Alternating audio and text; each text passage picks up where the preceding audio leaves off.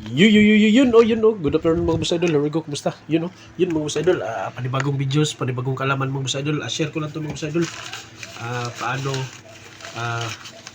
maglagay uli yung tinanggal nating ah, thermal fuse sa rice cooker mga boss idol.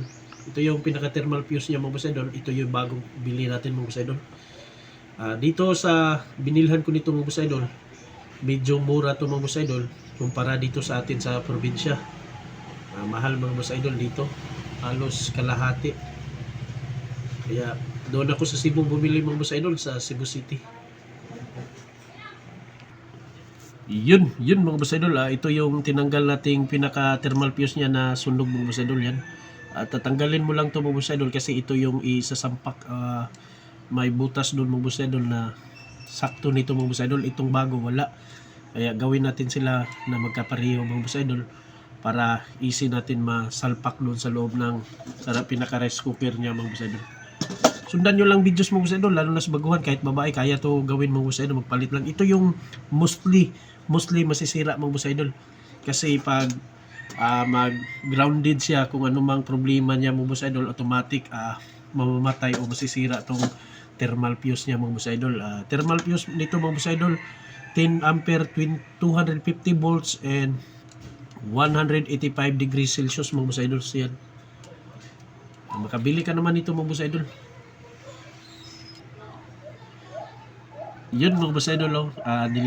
Pinalit ko na siya mga boss idol. Nilipat ko na yung pinaka-ulo niya mga boss idol kasi yun yung may sukat doon na ipapasok mo lang. Ito yung luma mga boss idol, tinanggal ko. Dito yung ano. Ito mo lang ipasok mga boss idol kung saan mo tinanggal. Yan.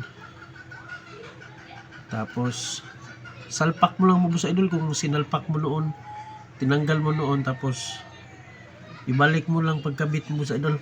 Yan. Tapos yung pinaka cover niya ibalik mo din. Dito mga boss idol, may ano siya, excess mga boss idol na walang cover. At tatakpan natin yan, lalagyan natin ng electrical tape mga boss idol para no confiance mga boss idol. Yun mga boss idol, lagyan natin ng electrical tape mga boss idol kasi mainit to sa ilalim. Dapat mayroon talaga to para walang grounded. Iwas backjab, iwas disgrasya, baka masunog. Puputok na naman yung thermal fuse mga boss idol. Malayo pa naman yung bibilhan natin ng mura-mura. Kaysa dito sa atin sa Balamban, ang mahal. 80 pesos yung thermal fuse. Sa city, less konti mga boss idol. Kaya kung bibili kayo ng thermal fuse, damihan nyo na pag andun kayo sa city. Yun mga boss idol. Tester natin mga boss idol. Yun, try natin mga boss idol kung may palo. Yan yan may palo mga boss idol.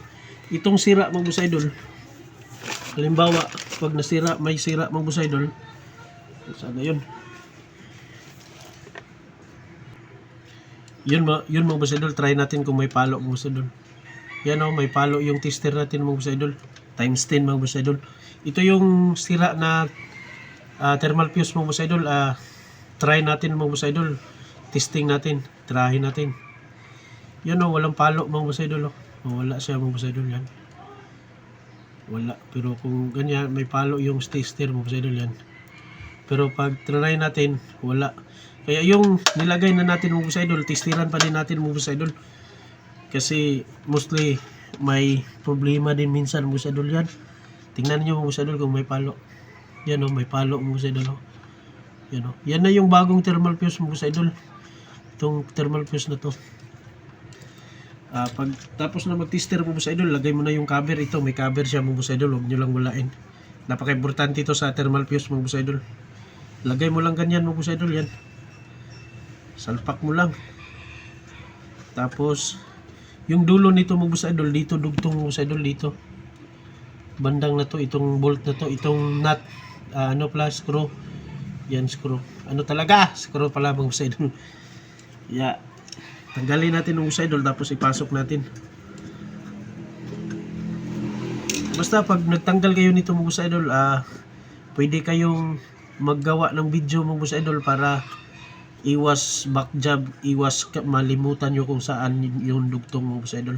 Para madali lang din mga boss idol, madali lang yung pinakapagbalik nyo mga boss idol. Kasi sa akin mga boss idol, madali lang naman to kasi hindi naman gaano ka tagal akong nag-ayos nito mga boss idol. May alam ko din ako nito mga boss idol, may alam din mga boss idol.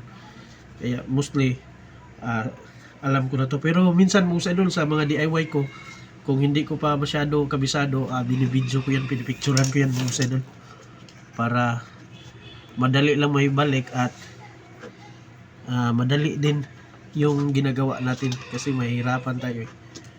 Yan, okay na to mga boss idol. Yan, ito yung pinaka thermal fuse niya na nasira. Mostly sa rice cooker mga boss idol, thermal fuse or switch, magnetic switch niya mga boss idol. Ito yung pinaka magnetic switch niya. Yan. Kaya yun mga boss idol, sana may napupulot naman kayo kahit kunting tips, kunting kaalaman ngayon mga boss idol.